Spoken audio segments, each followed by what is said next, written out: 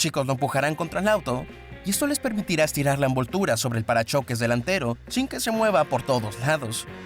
Y ahora ambos tenían la parte delantera ya envuelta, eliminando todos los pliegues y todas las burbujas. Una vez más, un enorme agradecimiento a Kissy Custom por venir a hacerlo, porque personalmente odio envolver. Y si alguna vez quieres rotular tu auto, ellos son tus chicos. Ahora lo sacaron del auto para terminar los últimos detalles. Y ese es un parachoques delantero listo. Se ve bien, ¿no?